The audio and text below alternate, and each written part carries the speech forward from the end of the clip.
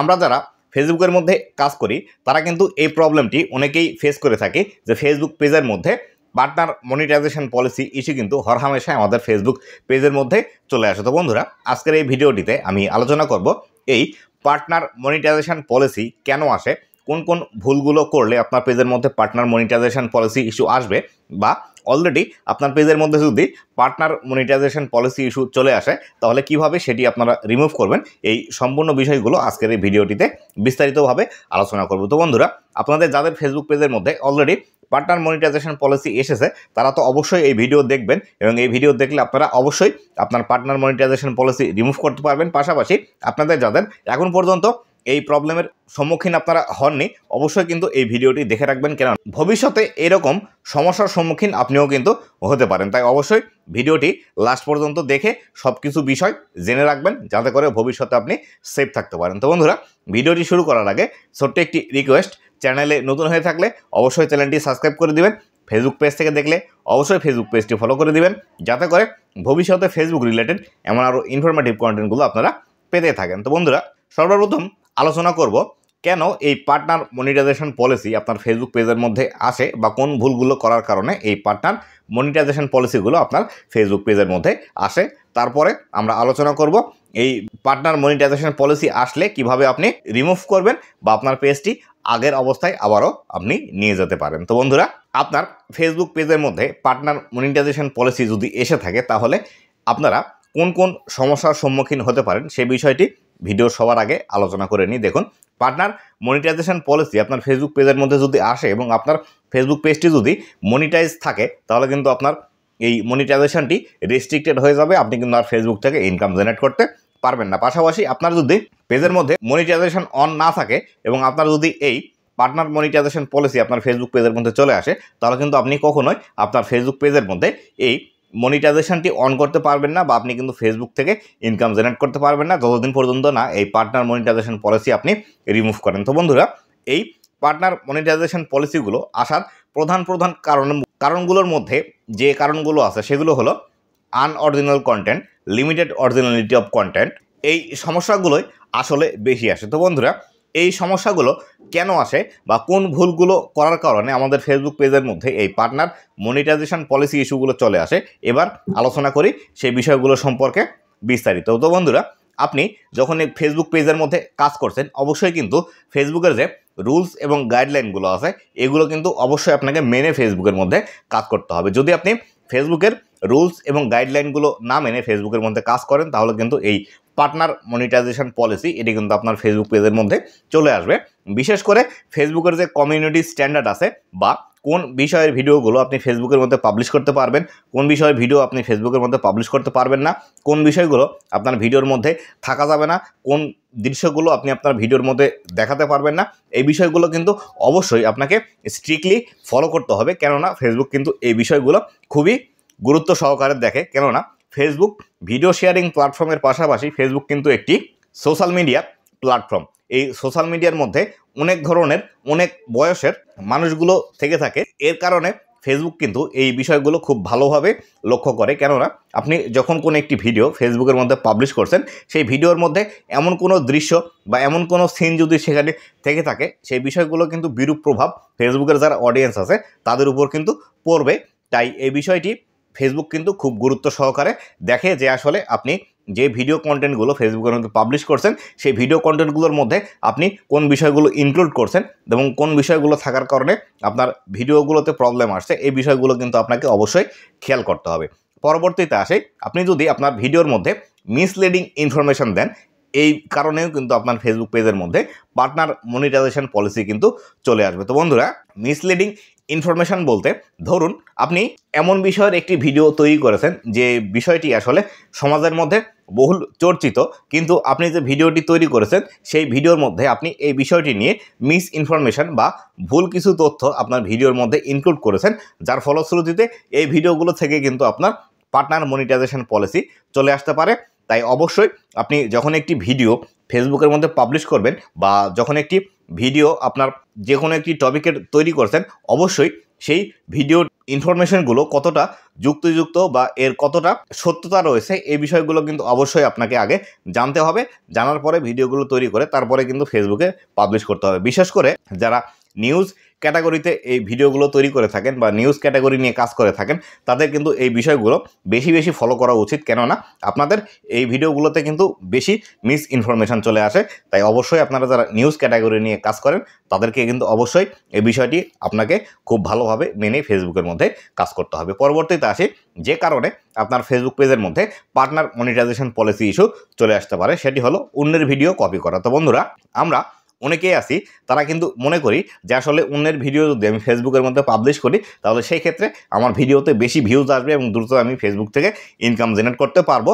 নতুবা আমাদের মনের মধ্যে একটি বিষয় কাজ করে, সেটি হলো অলরেডি যাদের ভিডিও ফেসবুকের মধ্যে ভাইরাল বা যাদের একটু ফেস ভ্যালু আছে বা যাদেরকে সবাই চেনে, এদের ভিডিওগুলো আমি যদি ফেসবুকের মধ্যে পাবলিশ করি তাহলে এই ভিডিওগুলোতে আমার দ্রুত ভিউজ আসবে এবং আমি এখান থেকে ইনকাম জেনারেট করতে পারবো। এই ভুল ধারণা থেকে আপনারা অনেকেই যে কাজটি করেন সেটি হলো ফেসবুকের মধ্যে যে ভিডিওগুলো অলরেডি ভাইরাল আছে সেই ভিডিওগুলো আপনারা জাস্ট ডাউনলোড করেন, ডাউনলোড করে সেই ভিডিও আবার ফেসবুকের মধ্যে পাবলিশ করে দেন। এর ফলশ্রুতিতেই কিন্তু আপনাদের ফেসবুক পেজের মধ্যে এই পার্টনার মনিটাইজেশন পলিসি চলে আসতে পারে। অথবা আপনার এই ভিডিওটি ফেসবুকে নেই কিন্তু ইউটিউবে আছে, আপনি ইউটিউব থেকে ডাউনলোড করলেন, ডাউনলোড করার পর সেই ভিডিওটি ফেসবুকের মধ্যে পাবলিশ করলেন, তাহলে কিন্তু আপনার প্রবলেম চলে আসবে। এছাড়াও আপনি ইউটিউব, ফেসবুক এটা ছাড়াও অন্যান্য যেসব ভিডিও শেয়ারিং প্ল্যাটফর্ম আছে সেখান থেকেও যদি আপনি ভিডিওগুলো ডাউনলোড করে আপনার ফেসবুক পেজের মধ্যে আপলোড করে দেন, সেই ক্ষেত্রে কিন্তু আপনার ফেসবুক পেজের মধ্যে এই পার্টনার মনিটাইজেশন পলিসি ইস্যু চলে আসবে। পাশাপাশি আপনি যদি কোনো একটি অন্য সোশ্যাল মিডিয়া থেকে ভিডিও ডাউনলোড করেন এবং সেই ভিডিও ডাউনলোড করার সাথে সেই ভিডিওর মধ্যে যদি সেই সোশ্যাল মিডিয়ার লোগো অ্যাড করা থাকে বা ওয়াটারমার্ক থাকে, এই ভিডিওগুলো আপনি যদি ফেসবুকের মধ্যে পাবলিশ করেন তাহলে আপনার এই ভিডিওগুলো থেকেও কিন্তু আপনার পার্টনার মনিটাইজেশন পলিসি ইস্যু চলে আসতে পারে।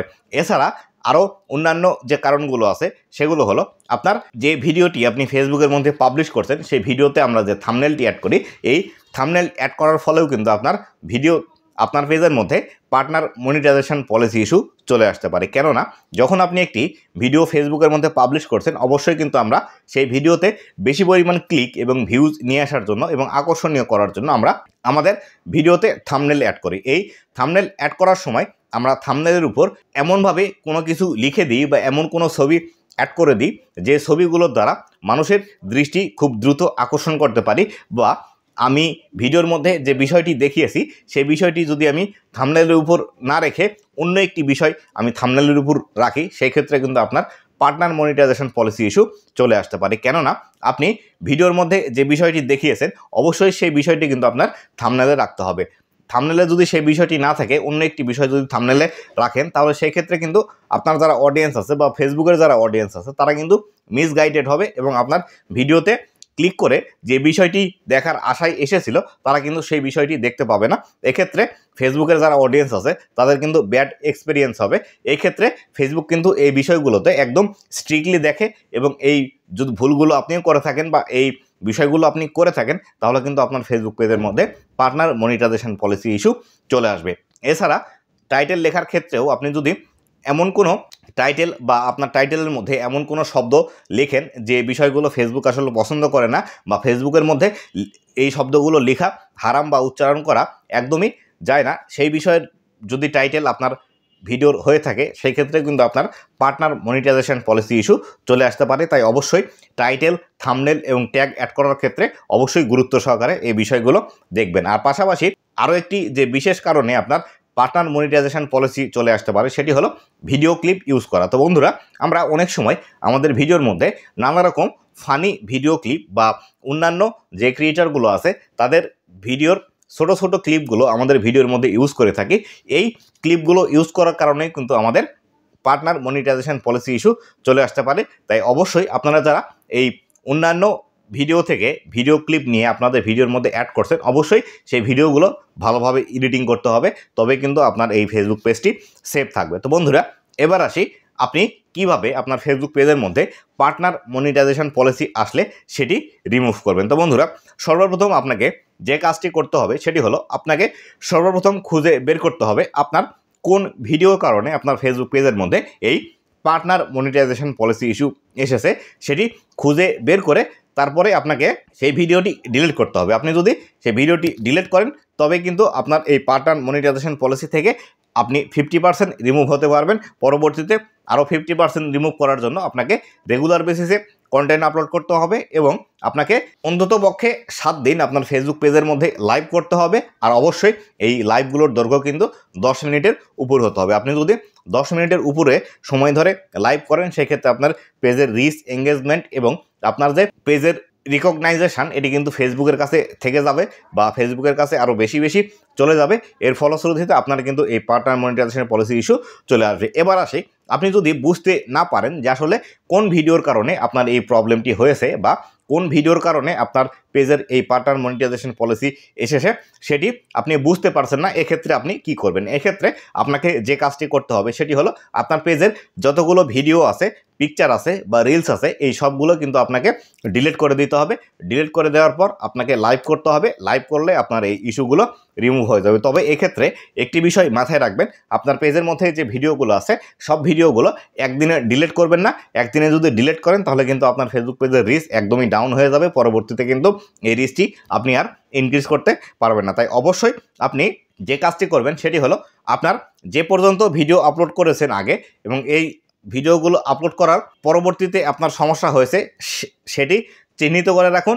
চিহ্নিত করে রাখার পর আপনি এই ভিডিওগুলোর পর থেকে ফেসবুকের যে রুলস এবং রেগুলেশন আছে সেগুলো মেনে প্রতিনিয়ত ভিডিও আপলোড করতে থাকুন। আপনার যদি সক্ষমতা থাকে তাহলে প্রতিদিন 2 থেকে 3টি ভিডিও আপলোড দিন এবং আপনি অনেক দিন আগে প্রথম দিকে যে ভিডিওগুলো আপলোড করেছিলেন সেখান থেকে ভিডিও আস্তে আস্তে ডিলিট করতে আসুন। এক্ষেত্রে আপনার ফেসবুক পেজের যে রিচটি আছে এই রিচটি ডাউন হবে না বা আপনার ফেসবুক পেজের কোনো প্রবলেম হবে না। এভাবে আপনি কাজ করতে পারেন। এভাবে কাজ করলে আপনার ফেসবুক পেজের মধ্যে যে পার্টনার মনিটাইজেশন পলিসি আছে এটি কিন্তু খুব সহজেই আপনি রিমুভ করতে পারবেন। তো বন্ধুরা, এই ছিল আজকের ভিডিওটি কেমন লেগেছে অবশ্যই জানাবেন এবং ভবিষ্যতে ফেসবুক রিলেটেড এমন আরও ইনফরমেটিভ কন্টেন্টগুলো পাওয়ার জন্য অবশ্যই আমার ফেসবুক পেজ এবং ইউটিউব চ্যানেলের সাথেই থাকবেন। ধন্যবাদ সবাইকে।